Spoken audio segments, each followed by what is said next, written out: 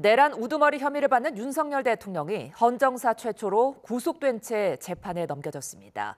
검찰은 재판에서 추가 증거 등을 제출해 나가며 공소를 유지하겠다는 계획인데요. 재판은 이르면 다음 달 시작될 걸로 보입니다. 현장에 취재기자 나가 있습니다. 권준수 기자. 네, 검찰 특별수사본부입니다. 어제 검찰이 고심 끝에 구속 기소 결정을 내렸죠? 네, 검찰 특별수사본부가 윤 대통령을 구속 상태로 재판에 넘겼습니다. 검찰은 범죄 사실 가운데 현직 대통령의 불소추 특권에 해당하지 않는 내란 우두머리 혐의만 적용했다고 설명했습니다. 검찰의 공소장은 100페이지가 넘는 것으로 파악됐는데요. 이런 결정을 내린 데는 지금까지 수사한 김용현 전 국방부 장관 등 다른 핵심 피의자 사건뿐만 아니라 경찰이 수집한 증거를 종합한 것으로 볼 수 있습니다. 심우정 검찰총장은 어제 오전 전국 고지검장을 소집해 3시간 동안 윤 대통령 사건을 논의하기도 했는데 재판에 넘길 필요가 있다고 최종 판단을 내린 셈입니다. 앞서 공수처로부터 사건을 송부받은 검찰은 윤 대통령 추가 조사를 위해 2차례에 걸쳐 구속기간 연장을 신청했지만 법원에서 받아들여지진 않았는데요. 수사를 맡아온 공수처가 윤 대통령을 제대로 조사하지 못했고 뒤늦게 넘겨받은 검찰 입장에선 시간이 촉박했지만 그럼에도 혐의 입증에 문제가 없다고 본 것으로 해석됩니다.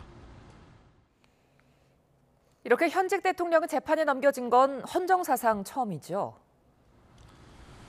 맞습니다. 현재 대통령에 대한 체포영장이 발부되고 또 구속되기까지의 과정 모두 헌정 역사에 없던 일이었습니다. 현직 대통령이 구속된 채로 재판에 넘겨진 건 역시 헌정사 초유의 사례인데요. 윤 대통령은 지난달 3일 계엄 선포를 한 이후 54일 만에 내란 재판에 넘겨졌습니다.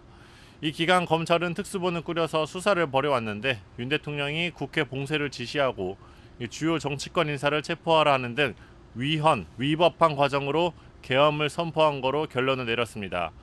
검찰은 내란 중요임무 종사 혐의를 받는 김용현 전 장관을 포함해 여러 군사령관도 잇따라 구속하고 기소해 왔는데요.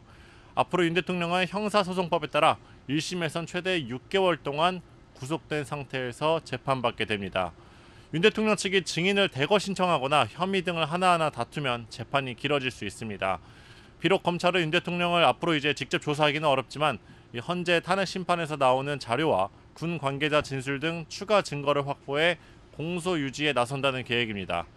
이제 사건은 서울중앙지방법원으로 넘어갔는데 재판부 어디에 배당할지는 연휴가 끝난 뒤 정해질 예정입니다.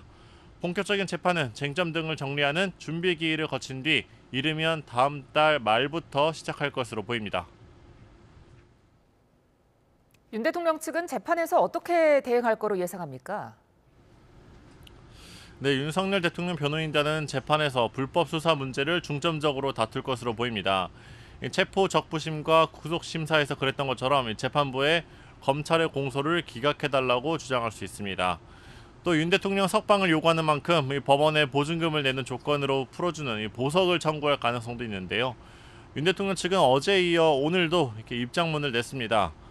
검찰이 책임을 피하려고 기소를 했다면서 무책임한 불법 수사를 방관하고 있다 이렇게 거듭 비판했는데요.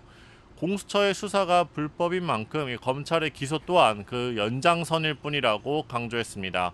지금까지 검찰 특별수사본부에서 YTN 권준수입니다.